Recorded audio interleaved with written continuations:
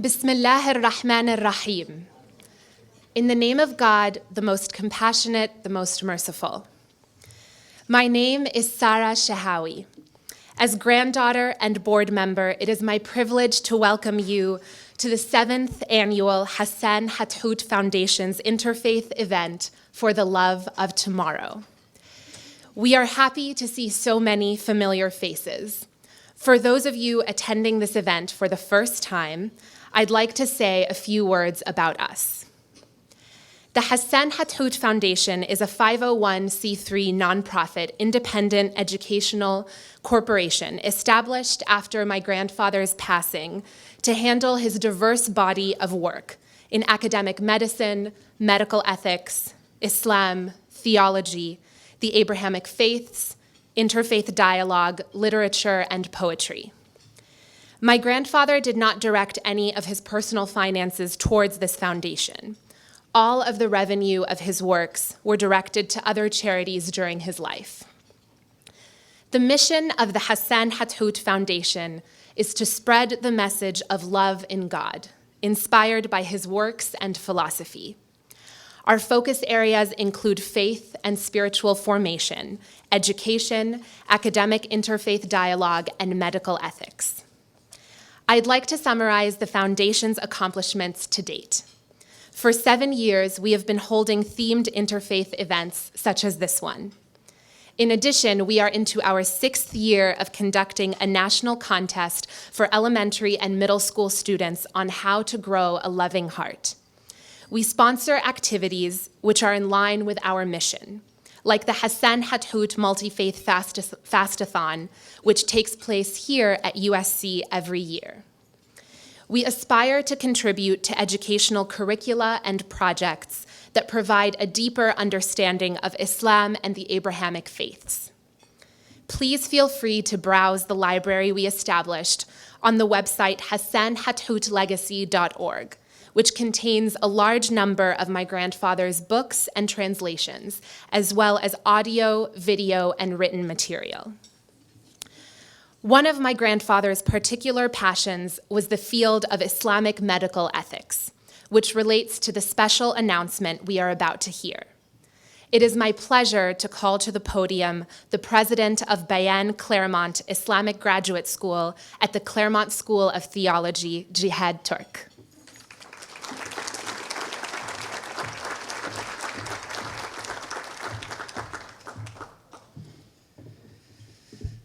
Assalamu alaikum wa rahmatullahi wa barakatuh.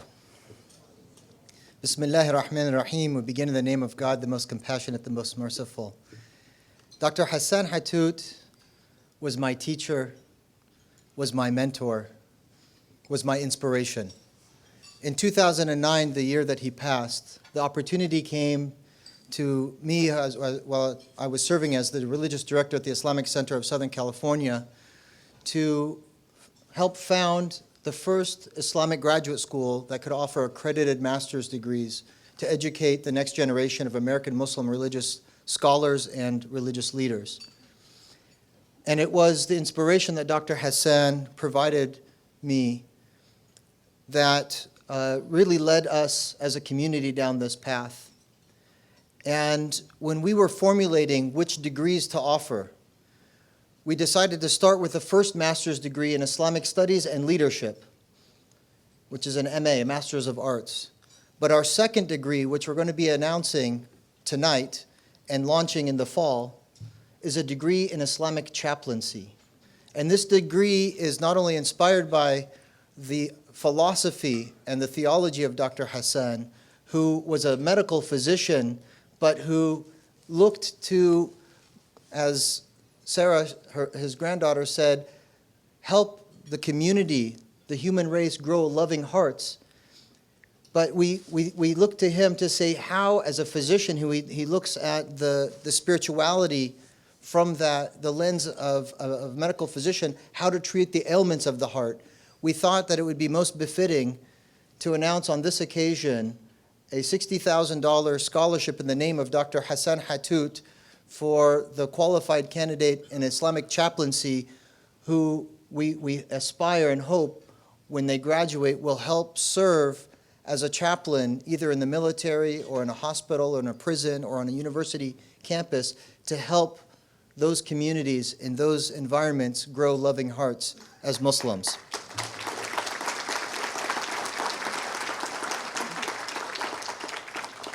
You can get more information on the website of Bayan Claremont. It's at bayanclaremont.org. And we encourage you to spread the word and let anyone know who's interested in acquiring this education and this degree, encourage them to apply. Thank you very much. Assalamu alaikum. Thank you, Jihad. Ladies and gentlemen, please direct your seats to the screen and silence your phones. We will show a video clip from a TV interview of Dr. Hassan Hathout. I wouldn't call Islam the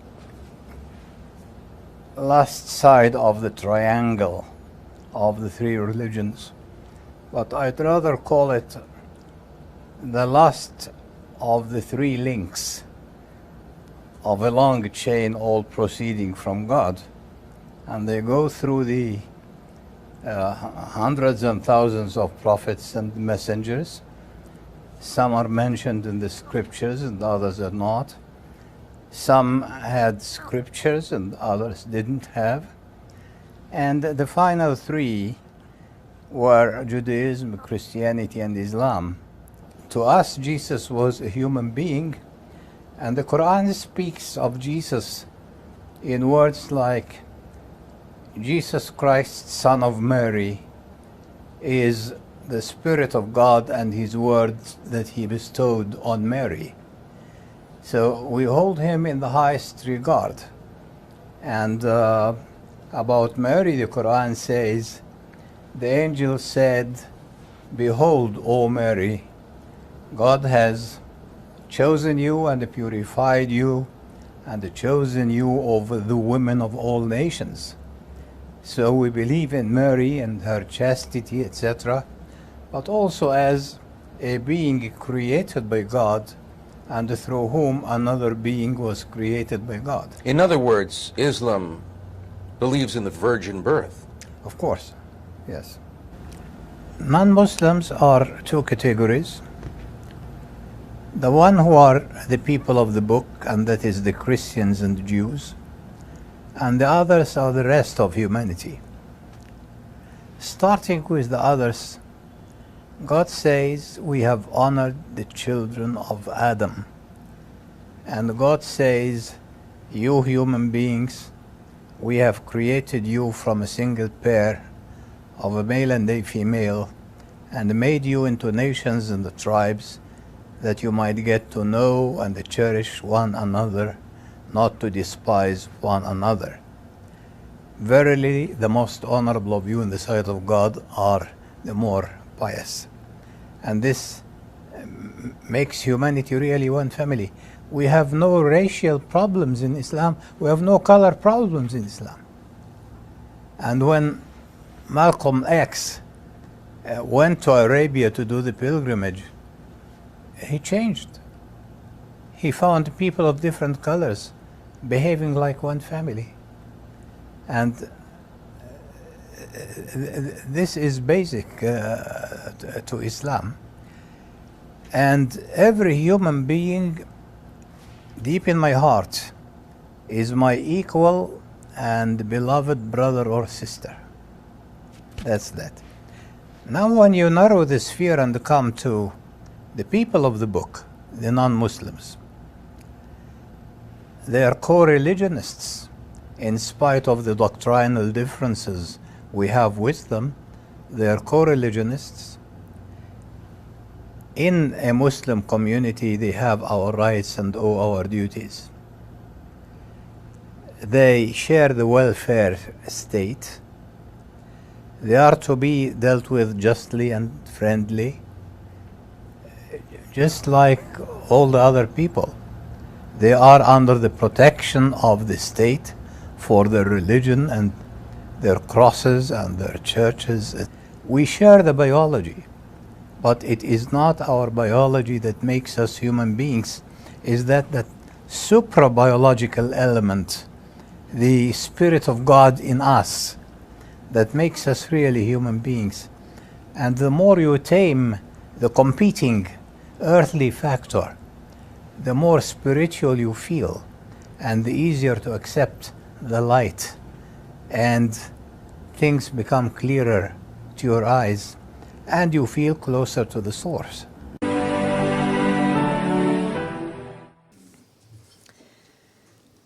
I would now like to introduce the founding president of the Hassan Hathout Foundation and professor and chief of pediatric diabetes and endocrinology at Loma Linda University School of Medicine. She is the proud daughter of Dr. Hassan Hathout, with whom she shared a unique and undying bond. On April 17th, she will be receiving the Outreach Award from the St. Camillus Center of Pastoral Care for her efforts in promoting Muslim-Christian relations. Ladies and gentlemen, my mother and friend, Dr. Ibat Hathout.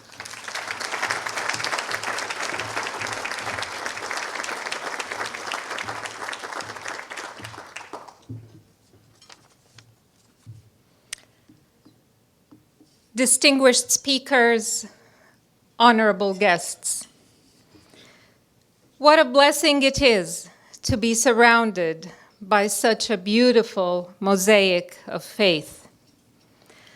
Once again, I stand before you as a mouthpiece for an Islamic philosophy which I lived with and grew into, one that continues to inspire me along the uphill path to love in God. Mine has been a perpetual journey. Only when you reach the mountaintop do you begin to climb.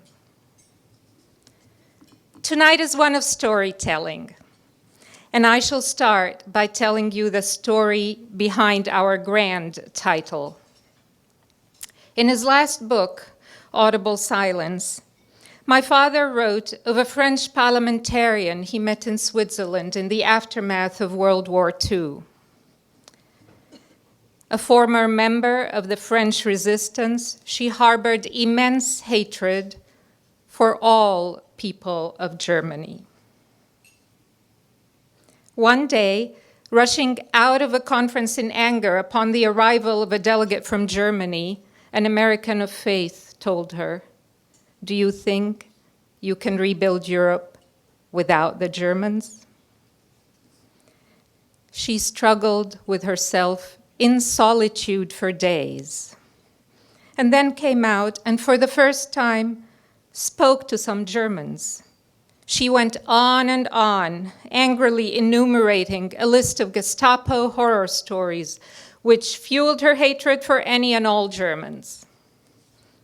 A moment of silence followed before a German lady quietly replied, "My husband was involved in the plot against Hitler. He was arrested and executed. I am left alone to raise our 2 children, and I apologize if our response was not early or strong enough." The 2 women held hands and prayed, ushering a friendship between France and Germany, which was to change the face of Europe and the world forever. Irene Lohr called her biography Pour l'amour de demain, for the love of tomorrow. Ladies and gentlemen, I wish we were here tonight to celebrate a lasting peace, especially for those who gave their lives to create it. Regrettably, the past months have wrenched our hearts with much bigotry and violence. Olive branches were burnt through monumental losses to human life and human dignity.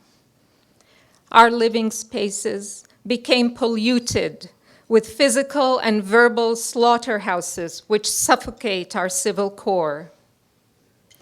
Sanctuaries where trees of peace had long endured were engulfed by the perpetual quicksand of hatred. In the words of Shakespeare, how can they charitably dispose of anything when blood is their argument.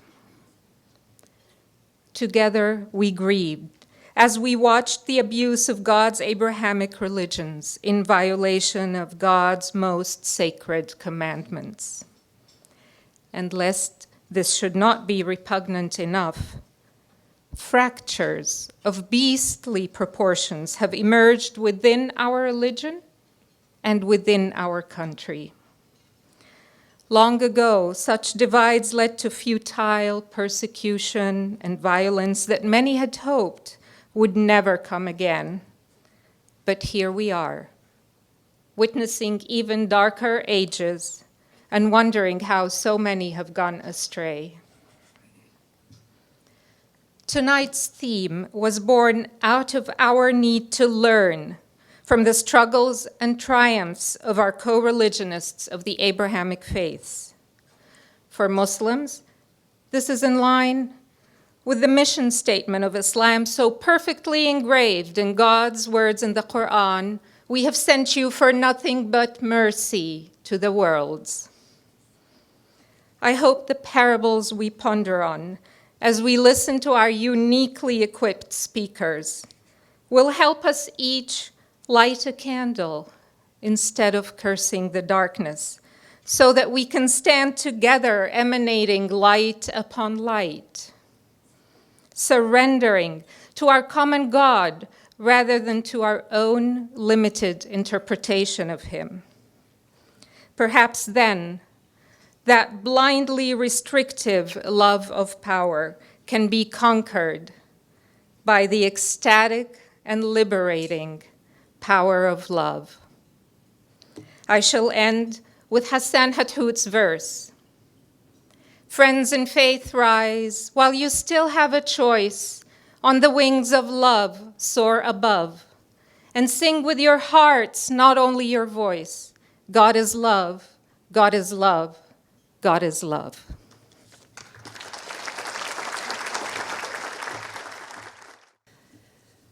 Our theme for tonight is an important and particularly timely one. Intra-religious differences can be a source of division, discrimination, suffering, and violence. But alternatively, they can be a source of colorful diversity, strengthening their respective religions, and through their different modes of interpretation of divine light, providing us with greater capacity for reflection, understanding, and forgiveness.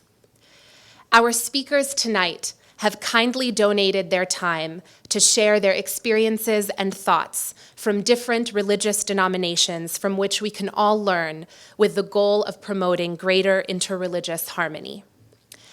Our first speaker is the Alton Brooks Professor of Religion and President and Founding Director of the Institute for Advanced Catholic Studies here at USC. His numerous awards include an endowed professorship, the Catholic Press Award, nomination as Professor of the Year, and the Theodore Hesburgh Award from the Association of Catholic Colleges and Universities. He has written and edited many books, including Catholicism and Interreligious Dialogue, and Passing on the Faith, Transforming Traditions for the Next Generation of Jews, Christians, and Muslims. Ladies and gentlemen, it is my distinct honor and privilege to call to the stage Father James Heft.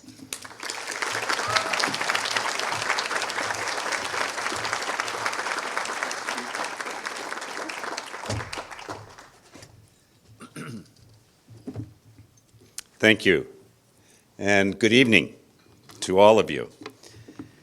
My task is very simple. I have to collapse 300 years in 15 minutes of the experience of Catholics in the United States.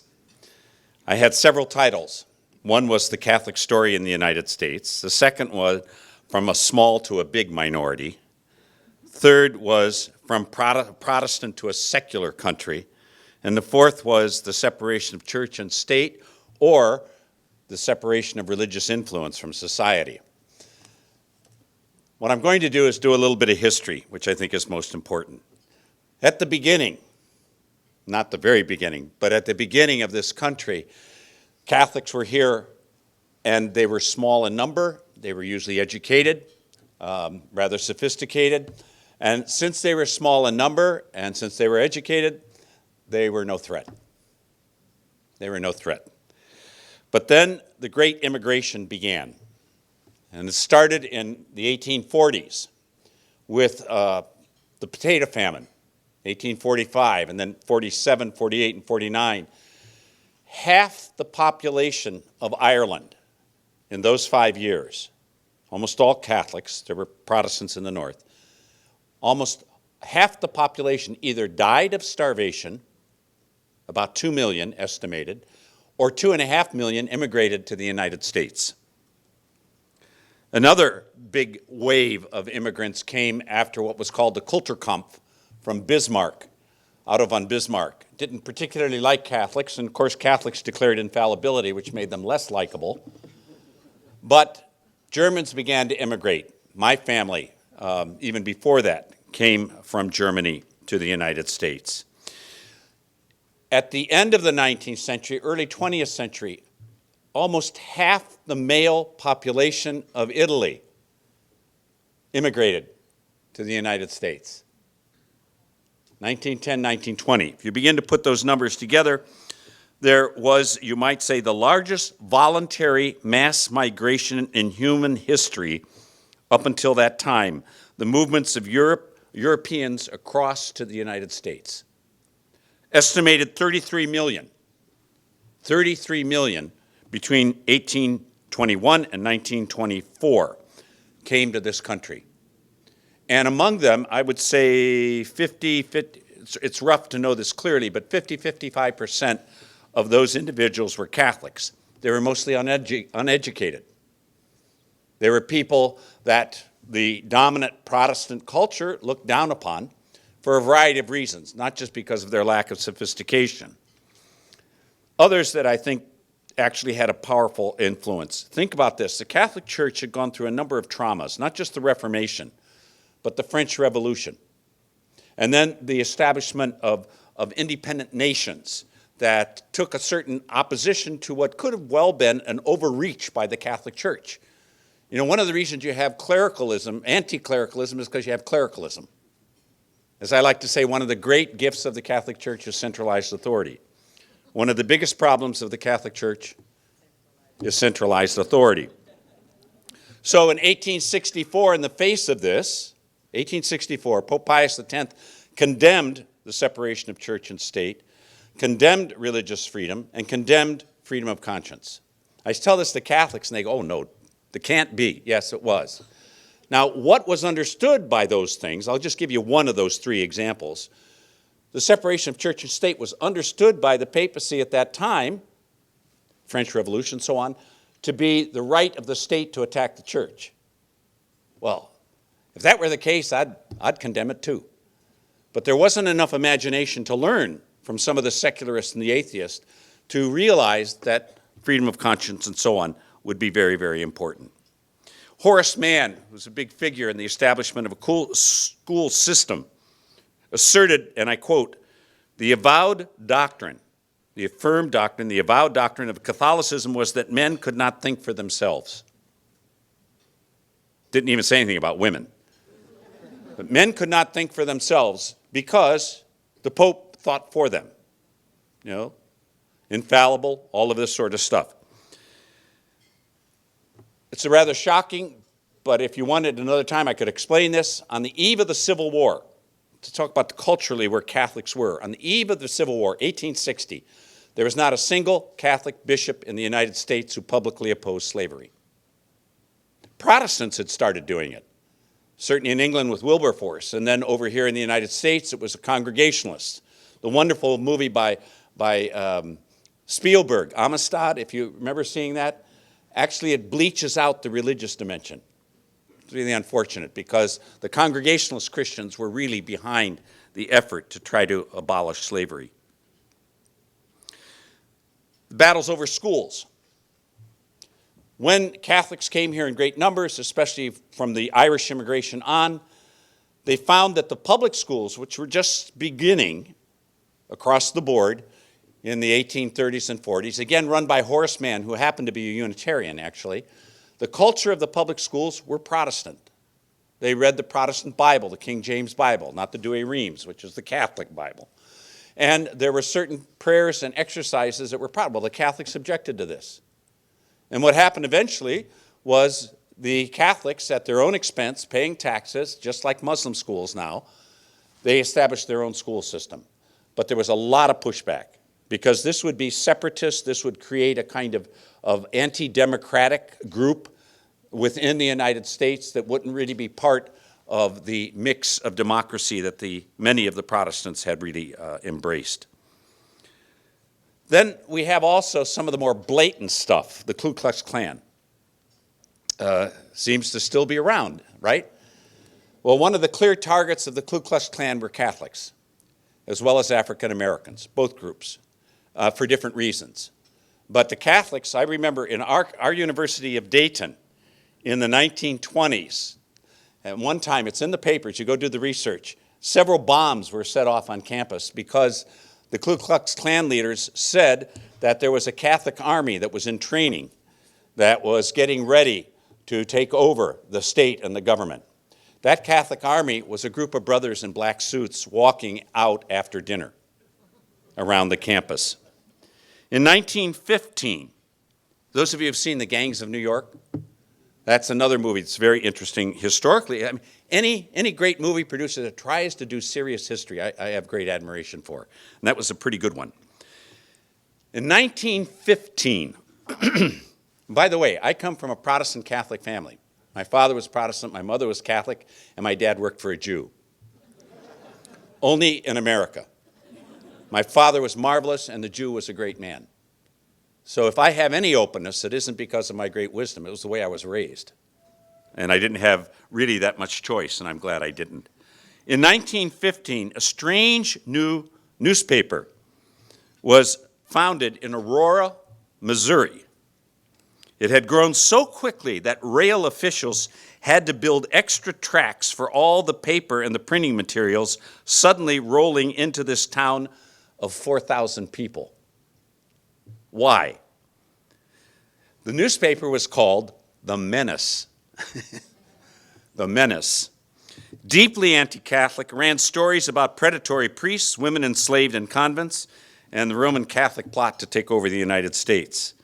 A 1911 story, by 1915, it had this huge circulation, more than any newspaper in Chicago or New York, and it grew like wildfire. It claimed that the church was murdering babies of nuns and throwing the infants' corpses into pits.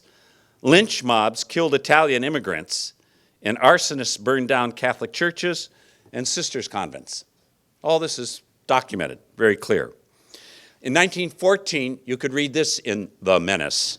Quote, "If we are compelled to live in this country with Romanists, as our weak-kneed Protestant critics say we are," I love that, "the Romanists will have to be taught their place in history." 1928, Al Smith ran for president. You remember that he ran as a wet candidate. In other words, he was against the Prohibition movement. Prohibition movement was pushed by evangelical Christians for reasons that are understandable but unsustainable. And you had that tension was going back and forth. And there had to be accommodations made for Jewish religious services with wine, Catholic religious services with wine, and of course we know there were a lot of other accommodations that were made during this period. At any rate, you had this difficulty. One other thing, a snapshot from the 1940s and early 50s.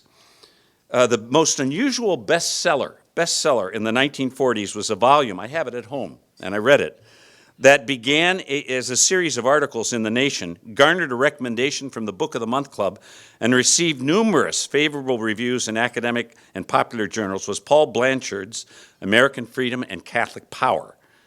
And his basic thesis was, quote, "The Catholic problem is still with us," end quote.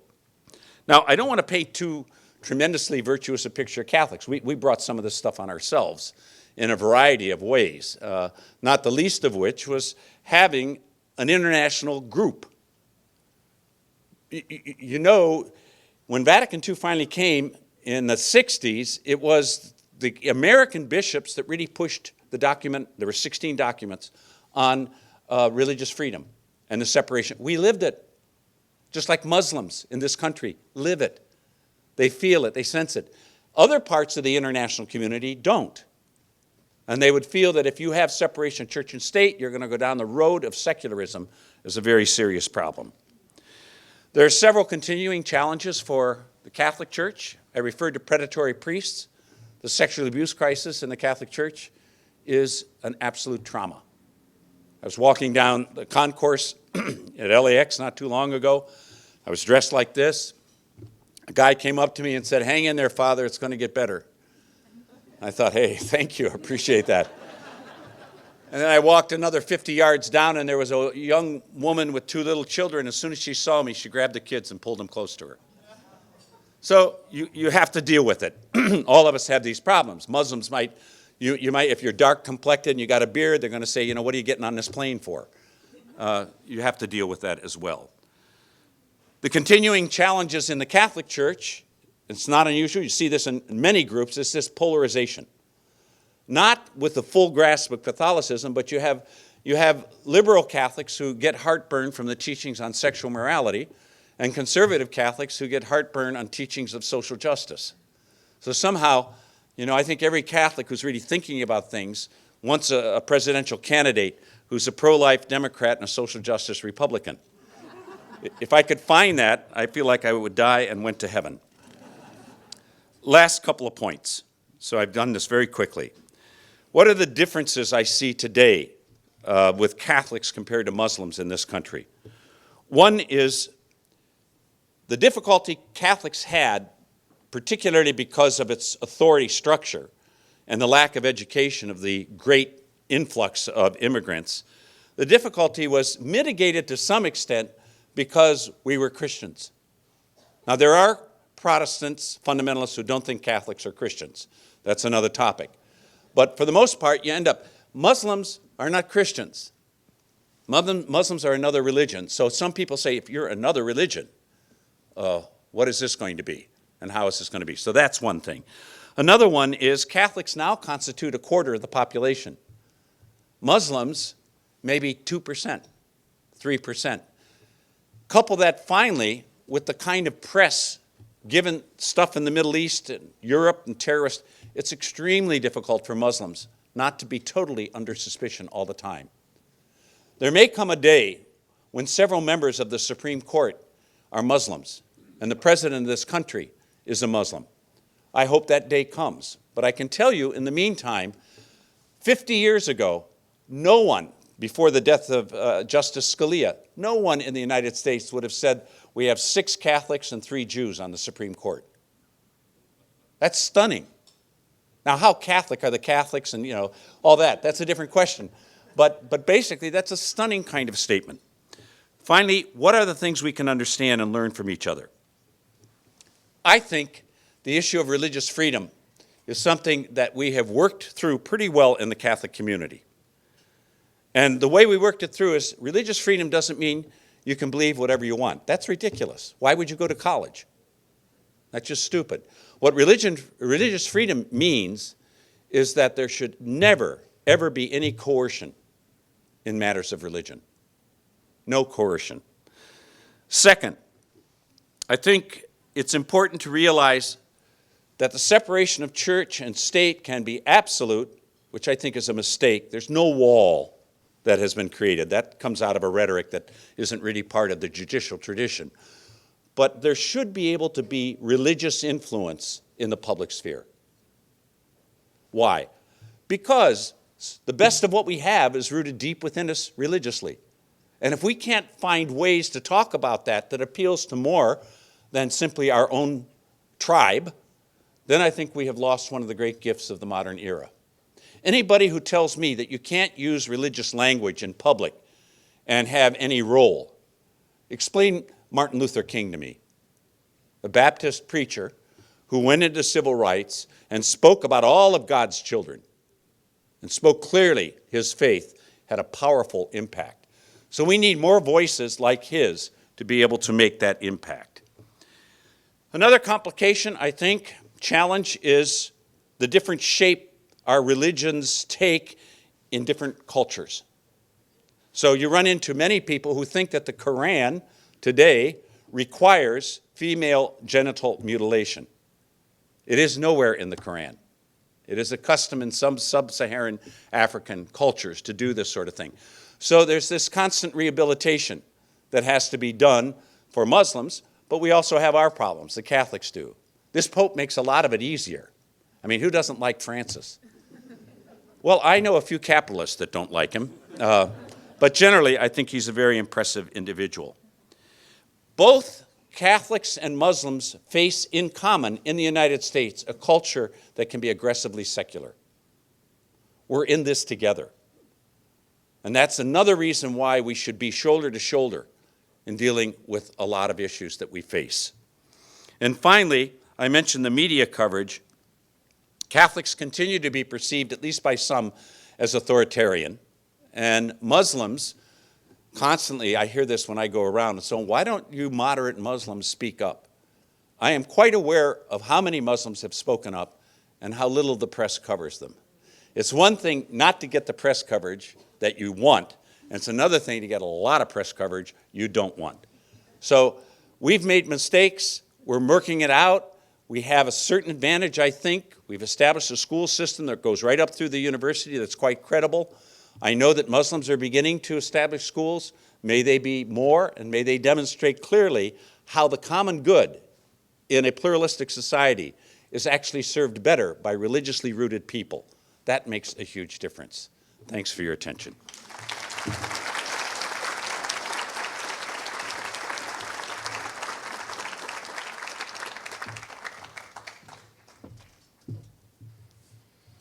Thank you, Father Heft.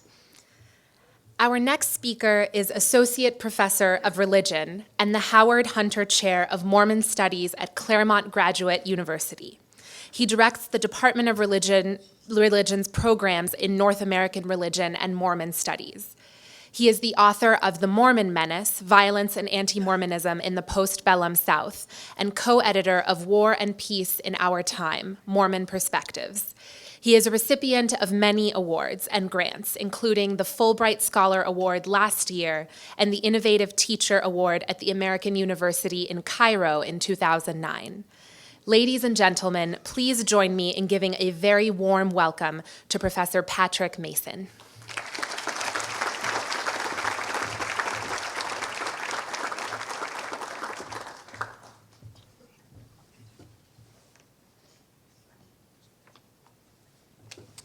Well, it's great to be here with you tonight. Thank you for having me. I've got some PowerPoint slides that you can look at.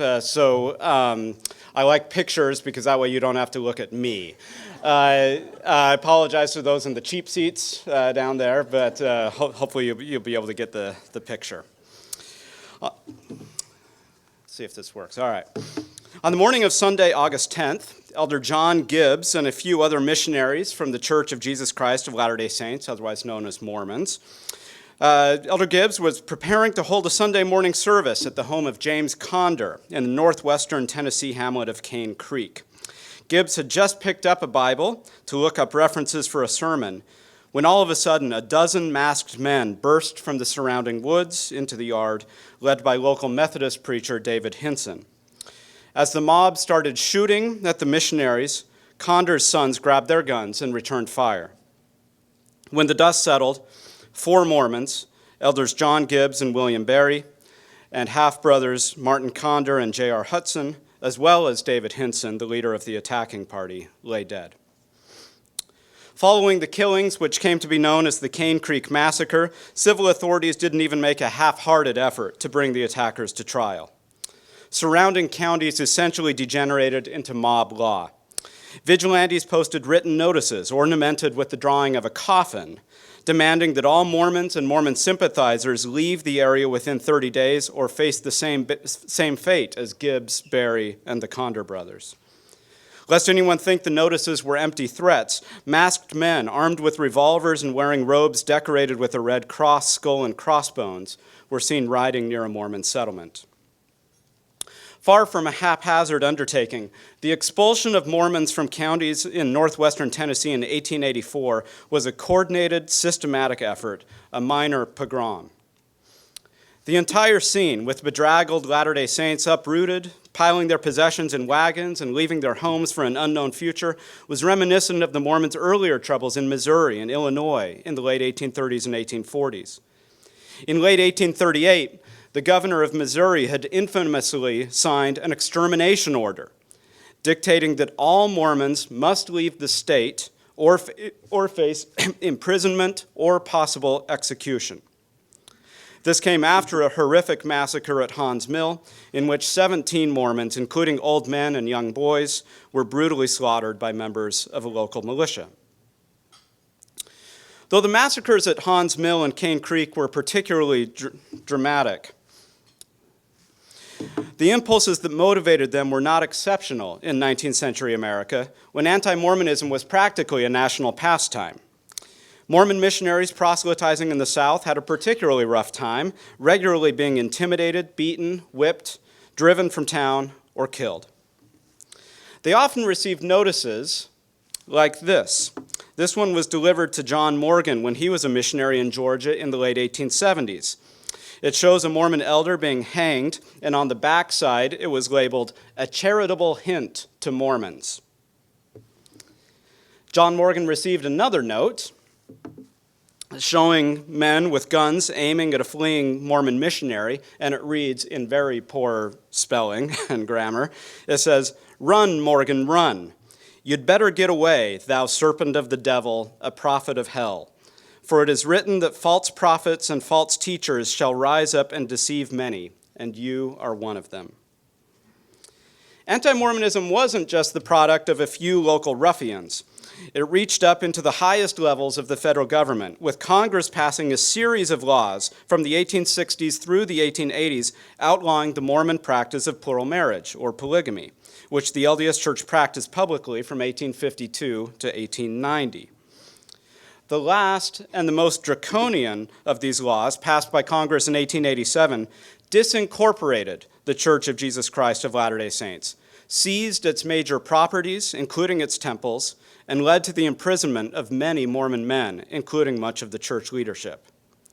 The Supreme Court ruled against Mormons in several cases, and a string of presidents in the 1870s and 1880s included pointedly anti-Mormon sentiments in their annual State of the Union addresses. President Rutherford B. Hayes went so far as to suggest that Mormons be stripped of citizenship. He then requested that European governments prevent Mormon immigrants from sailing to the United States.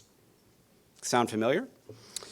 Keep in mind that this call for banning immigrants of a particular religious denomination came not from an intemperate presidential candidate, but from the actual sitting president. For much of the last half of the 19th century, then, anti-Mormonism was an official policy of the United States government.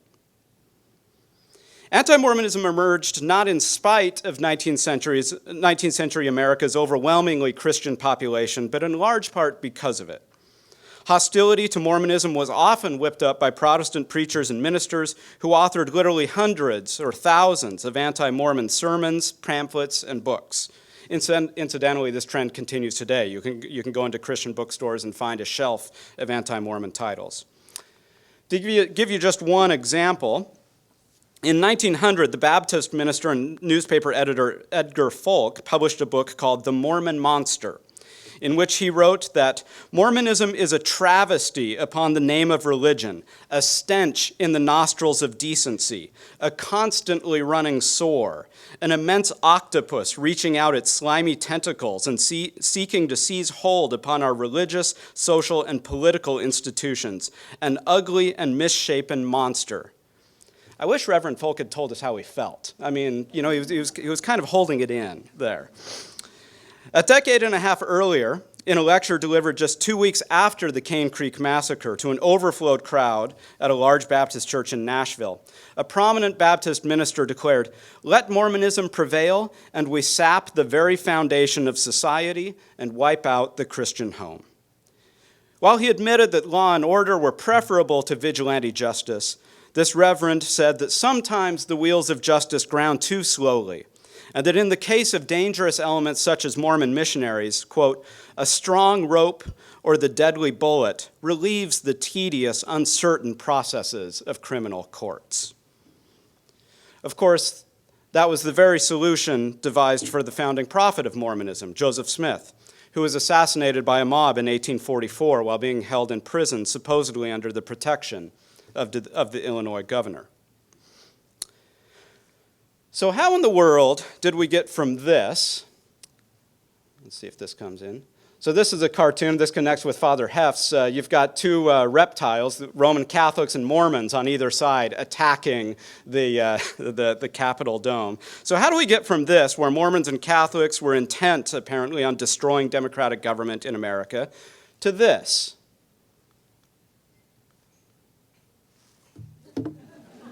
There's Mitt Romney in the Mormon moment. And what lessons might we draw for today's theme of intra-faith stories of struggle and harmony in diversity? So in my last few minutes, I want to make 4 points in regard to the Mormon struggle to find acceptance in America. And maybe some of these will have some resonance as we think about Muslims in America today. First, we must face the perhaps unpleasant fact that Mormons gained acceptance in America only after prolonged and substantial coercion by the state and the dominant Protestant culture, which forced the religion to abandon what were at the time core elements of its theology and practice.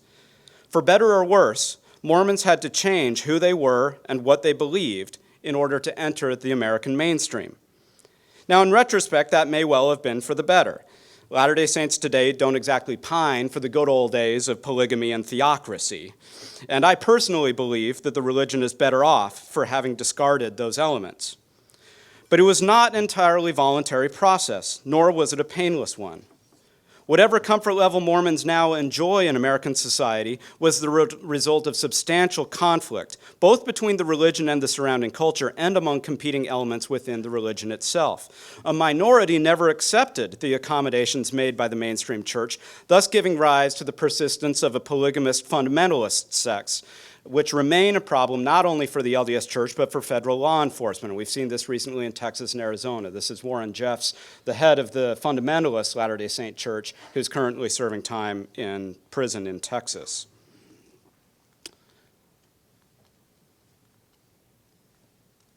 Let's see if this will advance. There we go. Second, even though Mormon assimilation was accomplished largely through a process of coercion and struggle, the fact is that Mormons have never really been as different as they were made out to be. Mormons have always been befuddled by accusations that they aren't Christians or aren't real Americans. To be sure, Latter-day Saints have always been different, but they've never been wholly other, even during the high point of their conflicts with the government. Latter-day Saints are fully comfortable with being Mormon and American. While there had to be a certain degree of experimentation and adaptation to make those two identities fully compatible, Mormons themselves never considered it to be the either-or proposition that many of their antagonists claimed it to be. As a result of their accommodations to mainstream American society, Mormons became one of the great success stories of the 20th century. Indeed, a recent book profiling successful minority communities in the United States observed, if there's one group in the U.S. today that's hitting it out of the park with conventional success, it's Mormons. However, in an effort to prove just how much they could be just like everyone else, it may be the case that 20th century Mormonism became too successful at fostering an identity as an American religion. If anything, in their quest for respectability, Mormons may have over-assimilated, first to the nation, and in recent decades to the religious right. This is beginning to change as increasing internationalism within the church and a greater diversity of views, especially among younger church members, means that Mormonism is becoming less culturally and ideologically monolithic than it was in the 20th century. Third, my third point is that despite Mormonism's remarkable success at integrating into the fabric of American life over the past century, opposition to Mormonism continues today, and in some places is quite strong. A 2014 poll by the Pew Research Forum revealed that of all the major religious groups in the United States, Mormons are the third least popular, behind only Muslims and atheists. There's that little thermometer on the left-hand side. In the 21st century, the main locations of anti-Mormon sentiment are in certain corners of evangelical and fundamentalist Protestantism and among many liberal secularists. Many evangelicals remain convinced that Mormonism is a rank heresy, even a cult. For liberal secularists, including many in the LGBT community, Mormonism stands for everything they don't like about religion, from its supernatural claims to its active role in the politics of traditional morality, with the LDS Church publicly opposing liberal sacred cows such as the Equal Rights Amendment, abortion, and same-sex marriage. And I do think there's been, the LDS Church has not always been very good at outreach or even communicating and mobilizing in the political square. Whereas many Protestants have labeled Mormonism as non or even anti-Christian, many liberal secularists have accused the religion of still being un-American. Despite substantial pockets of lingering prejudice and sometimes genuinely conflicting worldviews and values, however, I would argue that Mormon relationships with non-Mormons have never been better than they are in 2016. This hasn't occurred by happenstance. Rather, warmer relations have come as the product of long, sustained, and serious efforts by people on both sides to come to greater understanding and harmony. For its part, the LDS Church's Public Affairs Division, including local representatives, some of whom are here tonight, works tirelessly to build bridges of mutual understanding entirely separate from the Church's missionary efforts. That effort has been reciprocated by many non-Mormons, particularly a number of scholars and other religious leaders who have taken the bold step to put aside whatever preconceived notions they had and actually initiate a significant and serious dialogue with Mormons. Indeed, a number of non-LDS scholars and theologians, after sustained conversation and careful examination of Mormon scriptures and theology, have emerged with generous, if not entirely uncritical, assessments of the religion that help us transcend what has often been an unproductive shouting match between apologists and polemicists. These non-Mormon scholars aren't entirely convinced or converted by Mormonism's claims, but they have granted Mormonism the respect that they want their own religious traditions to be given by outsiders. In short, Mormons have achieved a kind of détente and even genuine friendship with people of other faiths, as both sides have learned to turn down the volume, listen to one another, recognize common ground and the good in others, and abide by the golden rule. In conclusion, I'm bullish about the future, not just for Mormonism in America, but for religion and religious minorities in America. Our late modern era of multiculturalism and deep pluralism provides real challenges, but also unprecedented opportunities to Mormons, Catholics, and Muslims, and everyone else from agnostics to Zoroastrians. The question will be whether religious institutions and believers can walk the narrow path in between cultural captivity, on the one hand, and complete ostracism or withdrawal on the other. My own personal view is that religions must always be, to paraphrase Jesus, in but not of the world. Maintaining its independence allows religion of any stripe to play its essential and unique role in society as a voice of transcendent moral reasoning,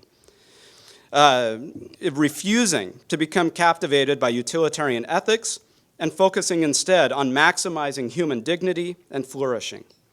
Pursuing narrow, parochial self-interest can be effective and may even feel necessary in the short term, but particularly in this era of radical diversity, I believe that religions will make the most impact in society as they stand up for justice, freedom, and rights for all, not just for themselves. This means that religions may have to speak out against the state or certain political orthodoxies rather than with them, even while they respect the role of secular civil government in maintaining harmony, security, and prosperity. In particular, religions can and should advocate for the poor, the outcast, the victims of state violence, and all others who are marginalized, voiceless, and forgotten. The Church of Jesus Christ of Latter-day Saints has recently reached deep into its own particular theology of the family to offer a prophetic stance against partisan rhetoric in this country regarding immigrants and most recently refugees. Each religious community will similarly draw on its own unique theologies, histories, and cultures to offer a word of truth in and against a culture of violence, materialism, and social fracture. In conclusion, Malcolm X said that of all our studies, history is the most rewarding to our research. My prayer tonight is that we can learn some lessons from America's past experience with its religious minorities to move forward in this pluralistic century with more wisdom, more confidence, more hope, more harmony, more justice, and more peace. Thank you.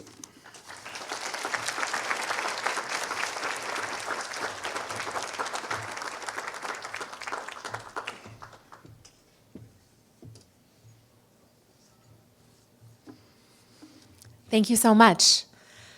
Our final speaker this evening is Associate Professor of Islamic and Iranian History and Chair of the Department of Middle Eastern Studies at the University of Texas at Austin. His research encompasses modern Islamic history with a focus on Shi'i symbols and rituals in Iran, religious and political discourses, gender dynamics, and modern Middle Eastern history. He is the editor of Mourning and Memory, and the author of The Martyrs of Karbala, Shi'i Symbols and Rituals in Modern Iran. Without further ado, please welcome Dr. Kamran Aghai.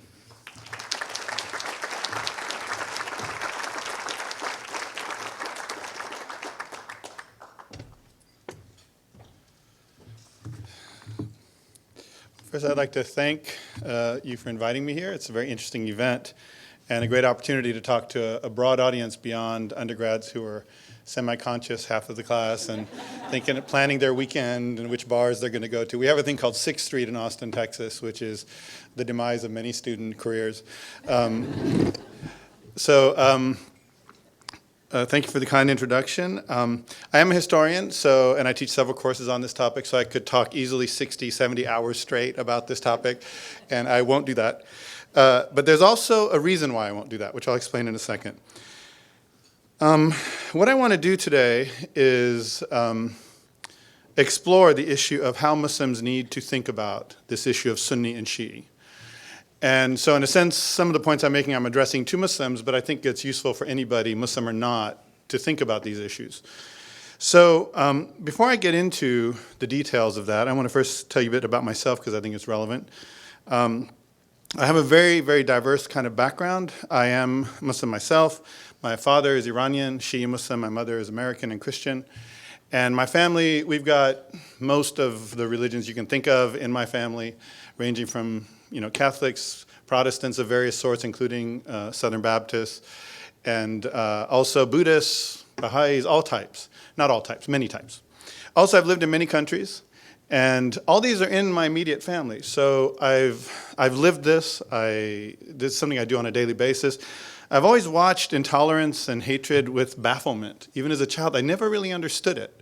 It just seems strange to me. Don't you really have better things to do to your time than go around hating on people? But some people really like doing that. They're really into it. And I've learned that some people just do that and others don't. Even more shocking, I did my grad work at UCLA, and my roommate at the time was from USC, and I somehow survived that. So, I know that of which I speak. Let me put it that way. So, looking at this issue of Shi'i and Sunni, the most basic question I would put out right now is, you ask anybody, and they will say it seems to be spiraling out of control. There seems to be this conflict coming partly out of nowhere, and what's going on? So why is there so much interest in this? Why is there this perception that it's gotten so much worse recently? And I would say there's two reasons. One reason is in America or in the West, and the other is in the Muslim community. In the West, I think it's just a convenient way to explain lots of political, diplomatic catastrophes in the Middle East. So how come Palestinians and Israelis don't get along? Oh, Jews, Muslims, that's why. That's the whole explanation. How come Syria and Iraq are, Shi'i, Sunni, that's the explanation. So it's an easy way to explain away conflicts that are extremely complex. And there are a million reasons why these things happen. But they're just Sunni Shi'is, that's what it is. That's the way those people are. We fight over strategic interests, but they're just irrational, religious animals and just fight over anything, sectarian. So I think that's why it appears to be suddenly coming out of nowhere. It's an easy explanation for long-term political trends. In the Muslim community, it's a very different thing. I think in the Muslim community, Shi'is don't really feel that the conflict is suddenly emerged out of nowhere and is suddenly aggressive and violent and such a big deal. They think this has been going on for a very, very, very, very long time, centuries. And certainly the past few decades, it's been going on with great vigor. So I think what's happening is because of a series of events in Lebanon, in Syria, and in Iraq in particular, that this issue has come to the fore. And Sunnis, for the first time, are seeing a sectarian conflict that they previously did not see. If you look at South Asia, most Muslims are very familiar with Sunni-Shi'i conflicts. But when you look in the Arab world, they really aren't very aware that there are Arab Shi'is. When they hear of Shi'is in Iraq, they say, oh, you mean the Iranians in Iraq? It's like, no, they're Iraqis, they're Arabs, and they're Shi'is. Like, no, they're just Iranians. And so this is analogous to an experience that we sometimes have here. And I want to give you an analogy. So if you look at, for example, white Americans looking at the recent videotapings of violence against black people by police officers, it's not that this is new, it's that we didn't see it before. And I'll give you an example of this. I have an adopted brother who's African American, and when we were young, around 12, well, I was probably 14, and he was a year or two younger than me, we were in a store, and he dropped something off the shelf. It was, I don't know, Twinkies or chips or something, I don't know what it was. And he looked like this and took off at a sprint. And I was just standing there watching him in bafflement. And he was looking at me like, like I'm about to be crushed by a steamroller and I'm not running. And he's like, come on, hurry up.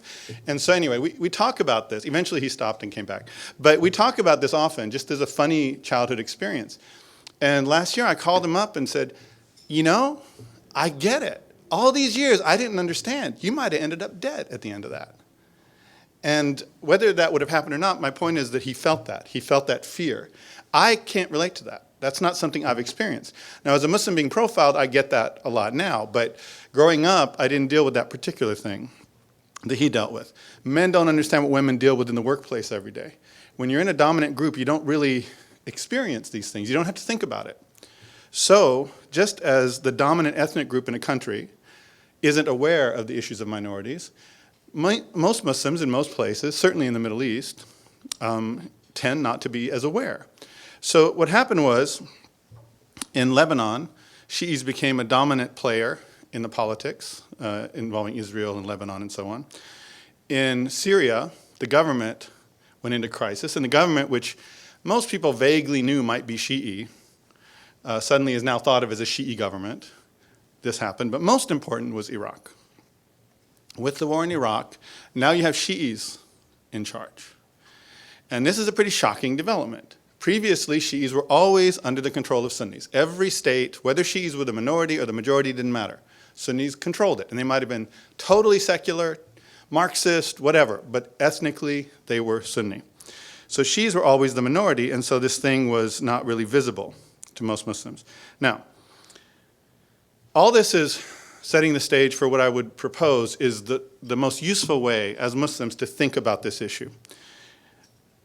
The least useful way to think about it is, let's figure out what Sunnis and Shi'is believe and let's debate. You're really not going to get anywhere with that, okay? There are reasons why they disagree on things, and you're really just going to get nowhere fast, even though the differences really aren't that great. I propose the way to think about it is very much like race or ethnicity, which is think about who has power and who doesn't. And then think about how, if you're going to talk about tolerance and acceptance and coexistence, how does the powerful group not kill the minority or the weak group? How do they not persecute them? How do they not marginalize them? How do they not reject them in a variety of ways? And this is particularly instructive in a place like Iraq. So in Iraq, Shi'is were the majority. Sunnis were in power. We're not talking about the Kurds at this point, just among the Arabs. And this got reversed, and so Shi'is then pretty quickly started doing to the Sunnis what had been done to them for many decades, which was quite violent. They called it a civil war, but some of it was just a large-scale massacre. So the idea that abuse is fine, just be on the top end, not the bottom end, is not a winning solution. So I think when you think of it this way, with Sunnis and Shi'is, you just acknowledge that in Iran, Shi'is are in power. So Sunnis are the minority. Shi'is need to be able to accept Sunni doctrine without making them believe in Shi'ism. Likewise, in countries where Shi'is are the minority or the weaker group, then the solution can't be, how do we debate until we get them to believe what we believe? And so I think that is the solution. They have to forget about these issues of doctrine, theology, ritual, and instead focus on this issue of power. One reason I believe this is throughout my life, as I said, I'm baffled by people who are angry and intolerant and hostile to others. But I notice one thing they always do. They always want to talk about the minutiae of your beliefs that are different than theirs. They want to go on and on and on and on about this. And as if they can eventually convince you to believe what they believe. So this is not really useful, I think. Instead, it's better to focus on the rules of conduct, not on converting people to your doctrine. Now, there's one problem with thinking of this sectarian issue like you might think of as race or gender or something like that. You might say, well, these are beliefs. People control what they believe. That seems like a good point. But in the case of Islam, especially in the Muslim world, countries where the majority are Muslims, not here. Here it's a little bit different dynamic. You'll notice a remarkable coincidence. Nearly 100% of Muslims belong to the same sect of Islam they were born into. So this is either a remarkable coincidence, or they really don't have control over what they believe. If you live in Egypt, you are going to be a Sunni Muslim.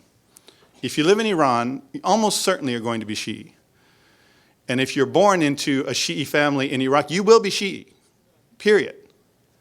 So thinking of it as ethnicity or as race or as gender isn't that far off base, because realistically, people aren't, in Egypt, they're not Sunni because they spent years thinking about it. And after all these years, I figured out my parents were right. And everyone in the country came to that realization. Right? That's not what's happening. What's happening is they belong to what their parents belong to.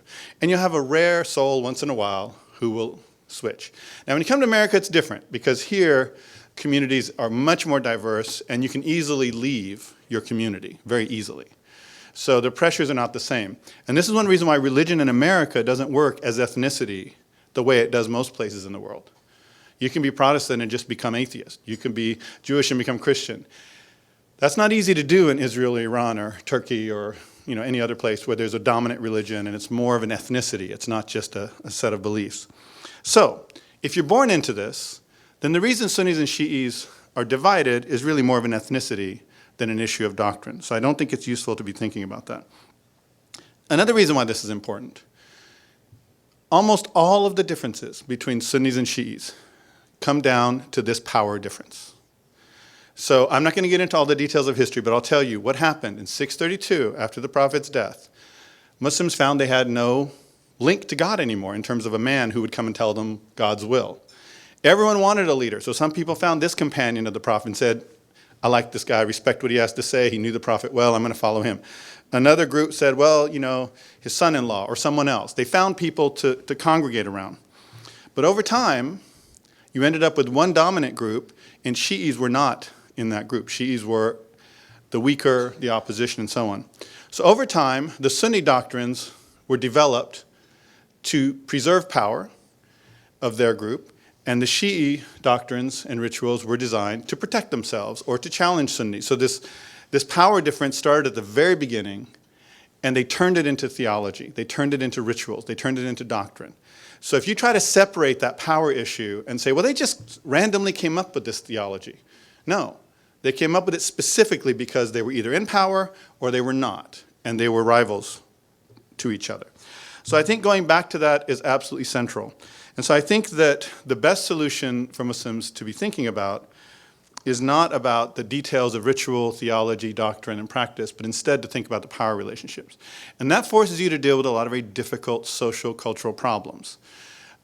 If you're in a society where there isn't this culture of what you might call liberal democracy, something like that, where there's protection of minorities and protection of rights. If you don't have that tradition, it becomes very, very difficult.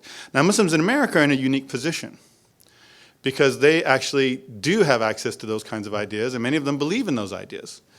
And none of the Muslims here are in power. So in many ways, that power differential has been, in some ways at least, eliminated because they don't control the institutions of the state. So like I said, in Iraq, as soon as Shias got control of the state, they started using that against Sunnis. And Sunnis have been doing that for decades against Shi'is. And so when people are watching from outside, they're disturbed by this, thinking, oh my God, what's going on? Sectarianism has emerged out of nowhere. But all that's really happening is the powers are shifting. So I think this is what I would propose internally for Muslims to deal with as a strategy to deal with this issue of conflict. And I think in the end, there really isn't any reason why they need to continue to stay in conflict. There's really no reason. People who want to get along do. People who don't want to get along don't. It really is that simple. And then strategies, you choose your strategies accordingly. So that's all I had to say. I just wanted to share these ideas, and the rest I can just answer if you have more detailed questions when we get to Q&A. Thank you.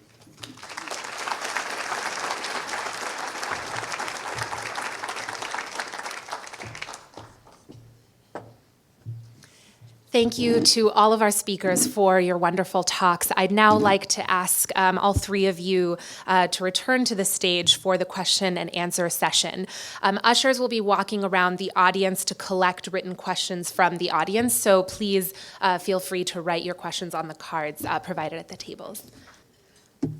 So while we're waiting for questions from the audience, I'll start with my first question.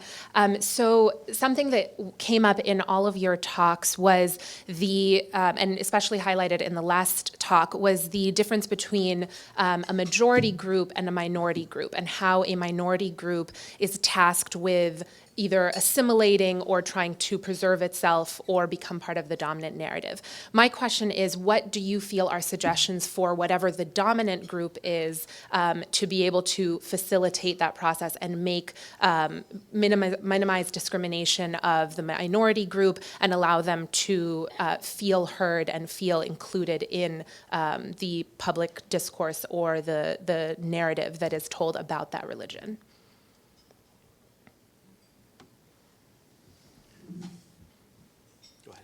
Two stories.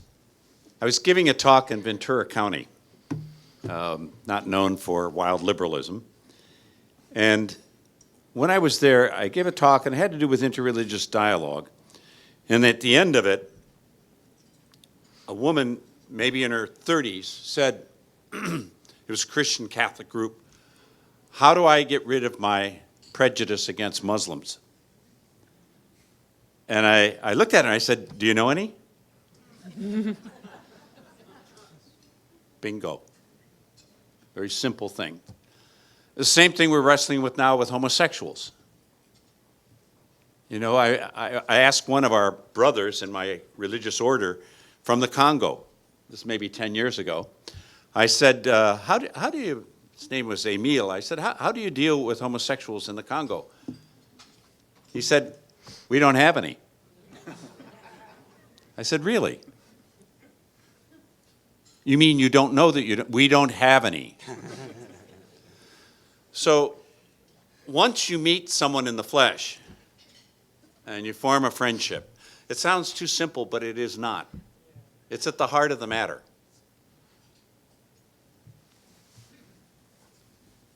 Yeah, I think that's really wise. There's actually a lot of research that shows that, especially in the United States, that's been one of the factors that has led to increased pluralism and tolerance is when people know one another. And groups, there's a high rate, especially in the 20th century, of intermarriage and people who live one another. And if you're married to somebody from a different religion, you'll probably get along well, or else you won't be married very long. And the same thing in these kind of interreligious families and so forth. I mean, so the melting pot of America has a lot to do with it. But I think in addition, every religion has to develop and look into its own resources and it has to think about what is our theology of pluralism. Even if they are a minority at the time, and for them it's about about protection and survival and so forth. Well, they might not always be on bottom, right? As you were just talking about, sometimes these power relationships get flipped, and if a group has not developed a theology of pluralism, then it's just going to replicate the same power dynamics. I mean, for Mormons, that's what happened when they went to Utah. They had been an oppressed and persecuted group for 2 decades. They get out to Utah, where now they're in charge, because nobody's there, nobody. And what do? First of all, they drive out Native Americans. And then second of all, when there are dissenters or non-Mormons who come, they get treated poorly for a couple of decades. And so Mormons, I mean, it was a young faith that hadn't, I think there was some post-traumatic stress going on in the first generation and second generation of Mormonism, but they hadn't yet developed that theology of pluralism that would allow them to treat minorities with the dignity and respect that they had wanted for themselves. So you have to develop that internally. I agree completely with all those points. One thing I would say, if you're asking the question, what does the powerful group do or the dominant group do? I think it's instructive to look at similar issues. With gender equity, one of the most important steps that we're trying to make and are in the process of making is gender equity is not a women's issue. It's everybody's issue. And if you happen to be the privileged group in that scenario, you need to accept it's your problem as well. If you're white, you need to accept that racial issues are your problem too. It's not just a problem for black people, Latinos, and other ethnic minorities. And I think with religion, it's the same thing. If you're the dominant group, you need to accept that the whole issue is your issue as well. And since you're the one with the greatest power and influence, you actually have opportunities to fix things that these smaller, weaker groups cannot do. And so that's a simple thing. It's make it your problem, not just their problem.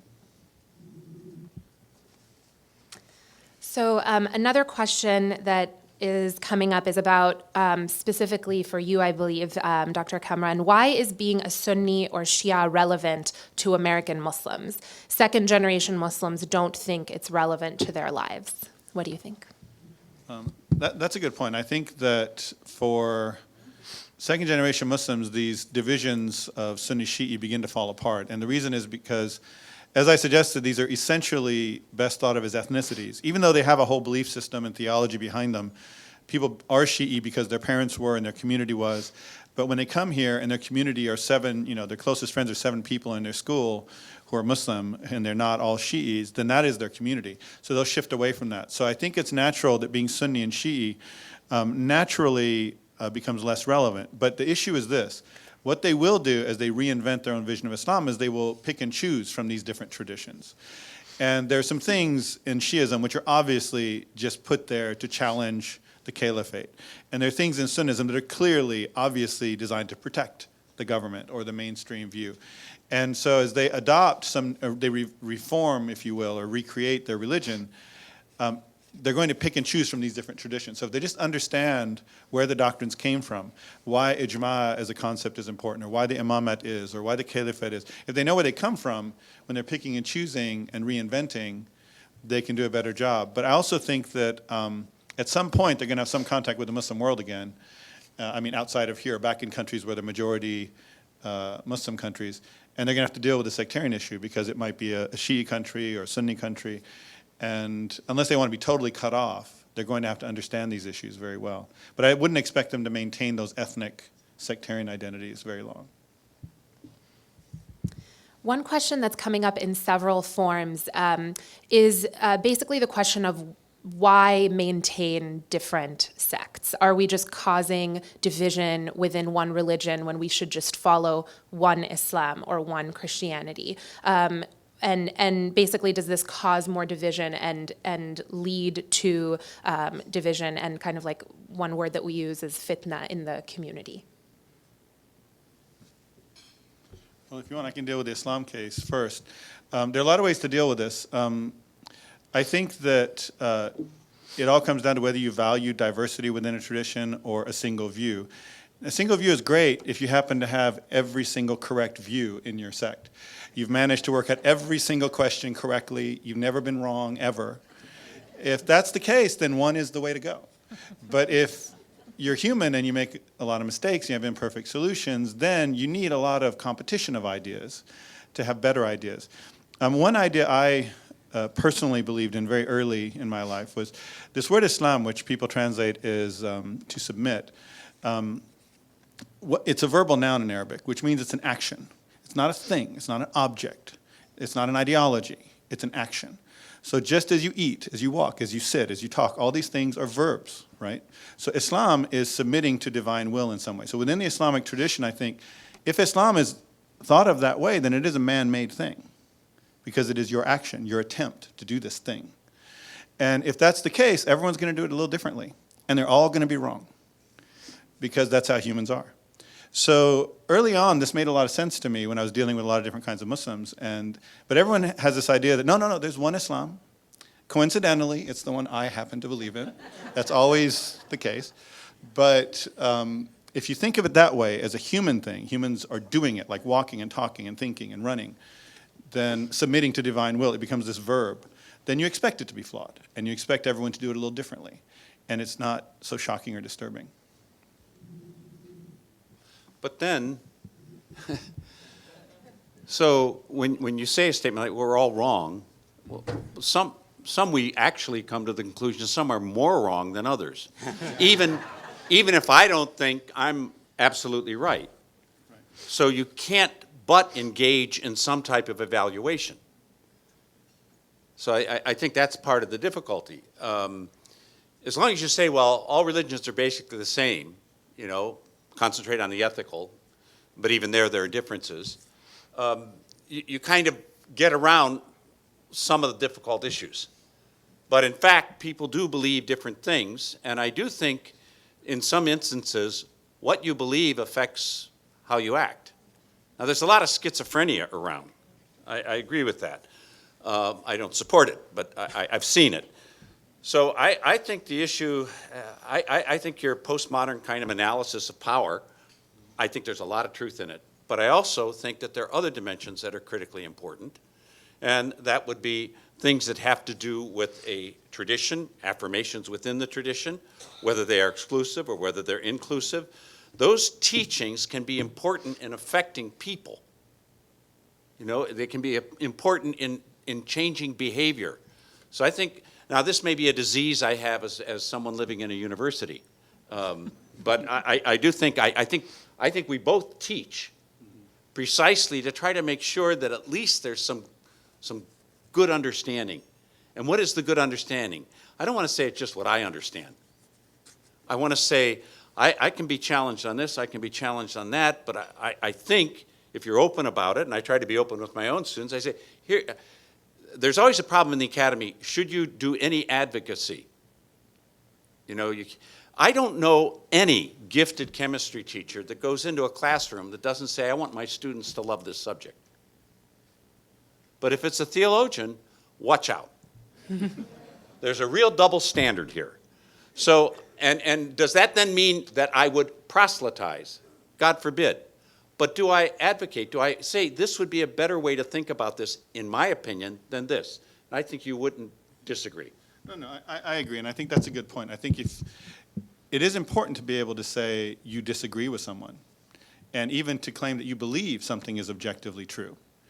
I think the issue that comes in is when one claims absolute truthfulness to their perspective. So when I teach, I always say, here's what I think is happening. I think this is the strongest argument. I think this one makes the most sense. But then I also say, here are the range of views. And so I think when dealing with religions, I think that's the way to do it. I do think it's important when Christians and Muslims and Jews, for example, disagree on the nature of God. They do actually disagree. And theologians need to sit around and talk about what are the implications of those differences. So is Jesus human? Is he part of the Trinity? How does all that work? I think that's an important thing to do. I think the issue is whether those diverse views then get labeled as wrong and should not even exist anymore. I think that's the line you don't want to cross. But I think if you have no moral standards, then that's not really religion, right? If you don't actually believe in what you're believing, then that's not really religion. So you need to say, I do believe in, say, the Trinity, or I do believe in Muhammad, or whatever it is. But I think it's the tolerance-intolerance issue that, for me, becomes the problem. Two questions that are related. One, what you say makes sense, but seems we are dealing with power struggles. No one wants to give up their power, so how do you address that? And the second, fear seems to be the basis of much of religious persecution. I think fear is the concern of loss of control, and it's a power issue. What are some practical ways to lose this fear? No one wants to give up power? Some people look forward to retirement. Not many, though. Well, no, in the academy. Yeah, maybe in the academy. But, you know, the theme that I would put a tremendous emphasis on is not to be afraid. Don't be afraid.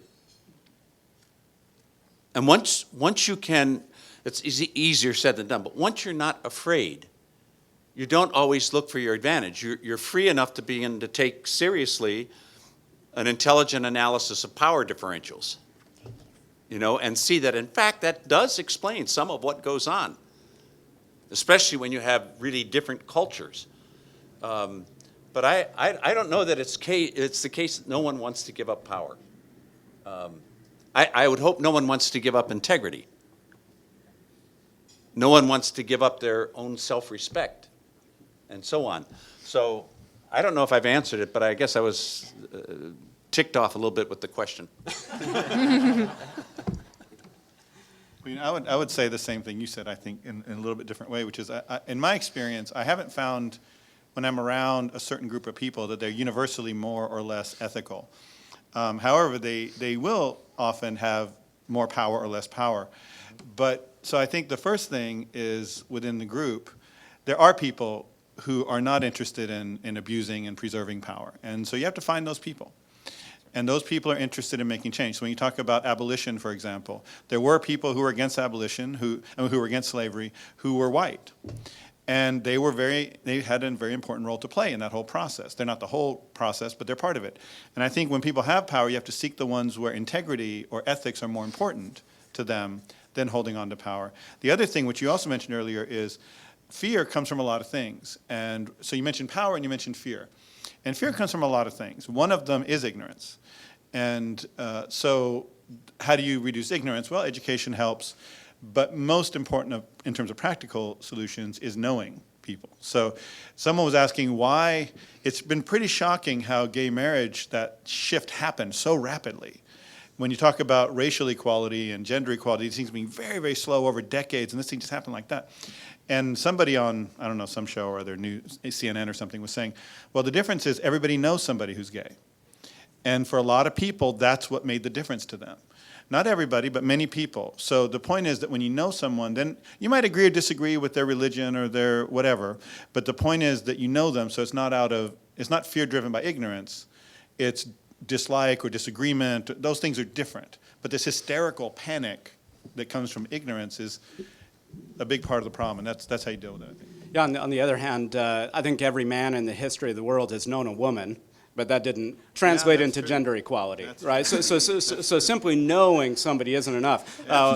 Slaveholders knew their slaves. I mean, they were acquainted, and so simply rubbing shoulders isn't enough. I mean, that there has to be a kind of moral imagination that comes into it, and so in fact there's this whole kind of social contact theory. That's exactly, if people just get to know each other, that'll solve all our problems. And so they've sent Jewish and Palestinian kids to summer camp in New York, and that's going to solve the Israeli-Palestinian problem.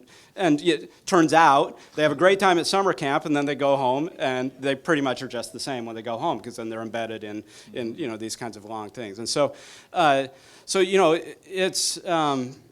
I think that the fear question is really hard to disentangle, because it can come from so many places. It can come from ignorance, but it can come from real hurt. It can come from past traumas or imagined traumas. I think a lot of people experience their traumas vicariously. So in my own community of Mormonism now, Mormons relive the 1830s all the time. Right? I mean, there hasn't been a Mormon missionary killed by a mob like I was talking about here in the United States for a very long time. But those stories become so powerful that they shape the community, and then they shape even for generations later, and then that shapes how they interact with others. So how do we have the kind of moral imagination to change the stories that we tell about ourselves, but also about the people around us as well? Because if we keep telling the same stories, the stories of trauma and hurt and persecution, where we're always the victims, they're always the victimizers, that it's going to be very hard to change that dynamic. Can I just add one point to Patrick? We used the example before, if you meet a gay person, you find out they're wonderful, so on. That's one thing, as you said. The other thing is, then when you go back to your so-called straight community, what do you say? That's where you should not be afraid. That's where you need to speak what you know, to speak the truth as well as you can, and what you at least know it to be, that you have learned in a way that other members of your community might not accept. That takes more work. Courage. Yeah. Our next question is about the relationship between interfaith work and intrafaith work. So today we're doing something pretty unique. And Mom, one question for you was, why did you decide to organize an event in which we addressed intrafaith struggles in an interfaith setting, specifically in relationship to what Professor Mason was mentioning, that in the history of Mormonism, one thing that helped Mormons incorporate better into the American mainstream was interfaith work. So how can interfaith dialogue, on the one hand, hinder or cover up intra-religious conflicts, and on the other hand, how can interfaith work help help us work towards intra-religious harmony?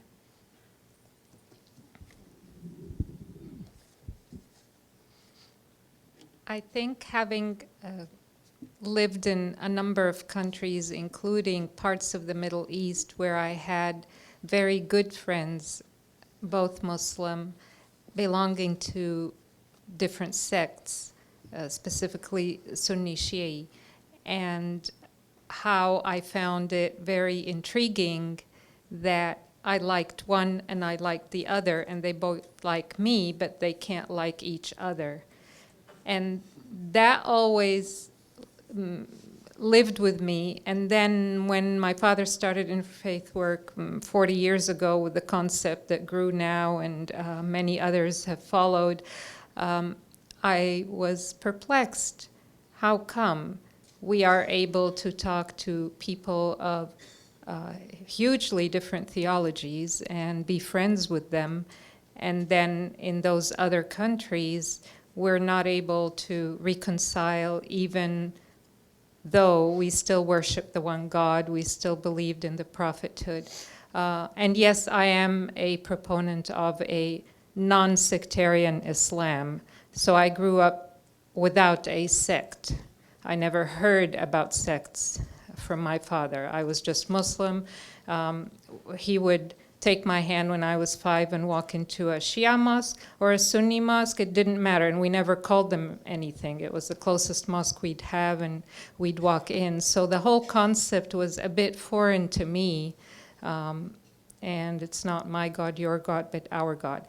Having said that, I witness what's happening globally in the name of sectarianism, and so I felt we have a need to learn from our co-religionists about how they handled their intra-faith differences. So that's why I'm sandwiched here and not asking, why isn't there one Christianity when there's only one Jesus?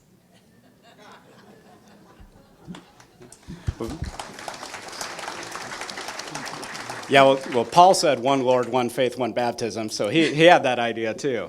And he faced a lot of intra-faith struggle early on. It emerged pretty early in Christianity. It didn't take long. I think a couple of things to that question. I mean, so I used in my presentation, I did talk about interfaith. And it's for Mormons, it's an interesting question. When Mormons talk to evangelical Christians, is that interfaith or intra-faith dialogue? Because Mormons want to be Christians, but evangelicals have said you're not really Christians, and so are we crossing lines or not? It's similar to the Ahmadiyya community in Pakistan, who are denied identity as Muslims. So there are oftentimes people who say, hey, we really are X, Y, or Z, and other people say, no, you're not. And I do think, I've got 2 boys and a girl. The boys are 8 and 6, and nobody can fight like brothers can fight, right? I mean, my kids are pretty good kids. When they go to school, they don't fight with anybody. And then they come home and they're just wailing on each other, right? And I'm not much of a Freudian, but Freud does have a very useful concept called the narcissism of minor difference, or the narcissism of small difference. And it's the people who are closest to us who are the most threatening to us. Right, and so that's why you get these family feuds and so forth. That, I can respect somebody across the world who I'm never going to meet, and frankly, who will never threaten me. But it's my next door neighbor or my close relative. And then theologically, this happens within religious groups as well. It's the person who's close enough for me to recognize, but is different from me, and so it just drives me wild. And so I do think the intra-faith struggles that we have, we see this around the world as really one of the pressing challenges. So I think it's a great theme. One little rule in the effort at Christian unity, called ecumenism, is to start with the basics that you can agree on. Don't start with the differences. So if I were to say, for example, I'm not especially appreciative of the notion of the religions of the book. It's still a very helpful way of talking about the three religions of the book. But I would say for Jews, especially not biblical Judaism, but rabbinic Judaism, it's not so much the book as it is the way of life, the law. Not legalism, but the way of life. For Christians, it's a person. If the book, the New Testament, doesn't point the Christian to a person, Jesus, then I think we've lost something, at least as speaking as a Christian. And then for a Muslim, the role of the Quran has a kind of power to it that I think is not the same that the Old Testament has for the Jew. But even there, the Jews vary immensely. So I think it's helpful to have some shorthand ways of trying to cement dimensions of the relationship, but I think there are also differences that are not insignificant. So somehow to deal with both. Start with where we agree. A sense of transcendence, a sense of compassion, a sense of God's place in our life, a sense that any kind of exclusive humanism that would say there's no supernatural, no spiritual, is deadly. We can all come together on that, and that is not insignificant. Let's start with those. Let them go deep, not just affirmations, but things that we think about. Then we can begin to address some of the differences which we may find are not that significant, or we might even say, well, that's a difference, but what difference does that difference make? You know, I think the burden of proof is on Christians when it comes to claims about Jesus. You know, why not just God?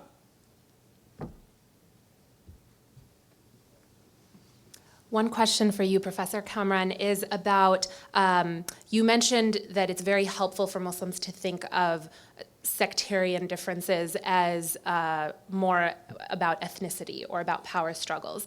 On the other hand, there is a lot of Islamic history that celebrates this diversity in interpretation. And so is there something lost if we are not viewing the Shia view or other views as an additional interpretation in kind of this idea of communities of interpretation, that an additional school of law, for example? Is there something lost when we don't consider it that way?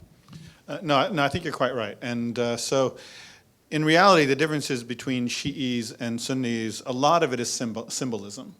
So one of the things I've noticed over the years, when you sit down and look at Sharia, which is translated as law, but it's basically the ritual practices, every action that Muslims take in their faith is called Sharia. And they have schools of Sharia. So the Sunni schools, there are 4 of them, and then there's the Shi'i tradition. And the difference is, what's really amazing is their methods are very different. They have different words for things, and these come from the imams who are the Shi'i leaders, and those come from the consensus of the ulama in the Sunni tradition.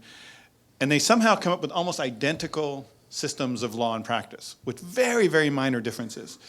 So I think the differences are primarily symbolic. I also think the range of differences within the Sunni tradition are at least as great as they are between the Sunni tradition and the Shi'i tradition. So when you go in and talk about very specific things, like how many times can you pray during the day? So Shi'is will combine prayers for 3 times a day. They do 5 prayers, but 3 times a day. Sunnis sometimes do that, sometimes don't. And in some schools of law, they do it more often than others. When you talk about praying with the hands like this or the hands down at the legs, this is one way you can tell Shi'is and Sunnis apart when they pray. Malikis pray with the hands like this, and the other 3 laws pray like that. So the range of difference really isn't that great, but there are symbolic differences. So they'll come up with a lot of the same ideas, but they'll get it from a companion in the Sunni tradition, and they'll get it from, a grandson of the Prophet in the Shi'i tradition. But in the end, they're coming up with mostly the same doctrines, the same rituals. Now, there are some other rituals and practices that are distinctly different. And these all come directly from the power difference between Sunnis and Shi'is. So most of the most distinctive rituals you see in Shi'ism are the mourning rituals, where they're mourning, they're pounding the chest, or they have chains they hit the back with, things like that. And this is all commemorating the massacre of the leaders of the Shi'i community by Sunnis. And when you look at a lot of Sunni doctrines, they're specifically defending orthodoxy against Shi'i challenges. So if you accept that these Muslims, these humans, are producing these doctrines and practices not just as an intellectual exercise or not just objectively trying to know God's will, but they also are competing with each other. And one of them is in a position of power, and one of them is in a position of rebellion. A lot of these differences get explained away immediately. So when you say, if you don't accept the caliph as legitimate, you die a non-believer. Well, this is clearly a doctrine created by the establishment to say that all the Shi'is are dying non-believers. I mean, that's clear. I mean, that just anyone who doesn't know anything about Islam reading that will realize that's what it's about. And in the Shi'i tradition, they have the same thing, So that's why I think you understand. There isn't that much difference, and so accepting it as just a range of pluralism within the Islamic tradition, as you suggested, I think is absolutely a great way to go. And the things that really are very different, if you accept that the reason they're different is because this is kind of a PTSD, as you talked about. This is the fallout from these groups being in conflict with each other for centuries. Then you look at it as a more political issue, not just as a theological issue. Thank you. One last question that combines a few of the questions for each of our speakers. If you could leave our audience with one lesson from your own tradition or experience to help us better work towards interreligious harmony, what would it be?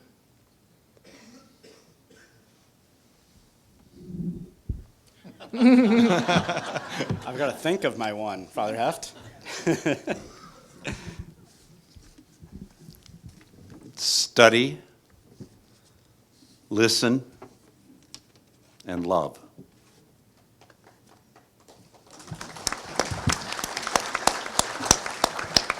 I would say when you look at the Sunni and Shi'i tradition, I think there's a nice tension between two trends you see in religion generally. One is toward simply getting along or peaceful coexistence. The other is justice. And peace and justice sometimes work in conflict with each other. Sometimes you can't have peace when there's something unjust. But likewise, sometimes you just need to have peace just to have peace as a value in itself. And I think in the Shi'i Sunni tradition, you see this. Shi'ism, the rhetoric is all about social justice and revolution and all that. And the Sunni tradition is all about, let's just have a community of harmony and get along. And somehow you have to have a balance of these two. And in certain situations, one becomes dominant. In other situations, the other becomes dominant. And you see in our society this all the time with race issues, gender issues, and so on. Sometimes you want to keep the peace. Sometimes you need to challenge and change things. And so you just have to have the judgment to know when to do which. C.S. Lewis said something like, I won't get the quote exactly right, but he said, next to the blessed sacraments, your neighbor is the holiest thing which presents itself to your view.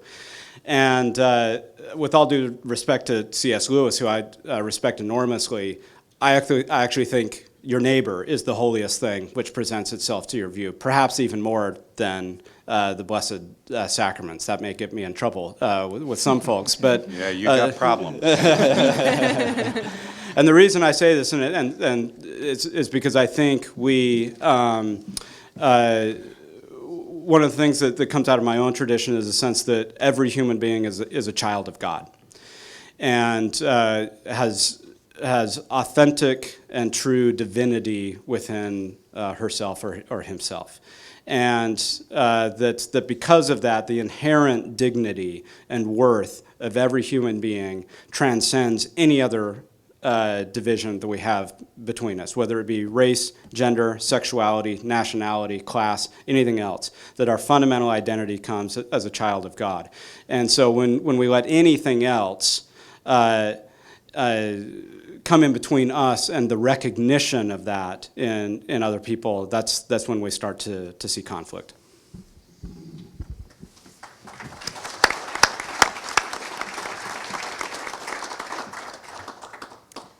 This concludes our panel discussion. Thank you so much to all of our speakers for your thoughtful and educational talks.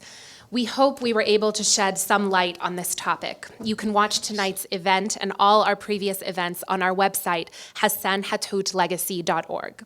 Before we start our final item for the evening, I just have a few quick reminders. First, there will be space to pray Maghrib and Isha in the foyer after we adjourn. Secondly, we kindly ask that all guests keep their name tags as souvenirs. And last but not least, please take a look at both sides of the cards on your table. For the Hassan Hathout Foundation to continue and to grow, donations, volunteers, and ideas are all equally welcome.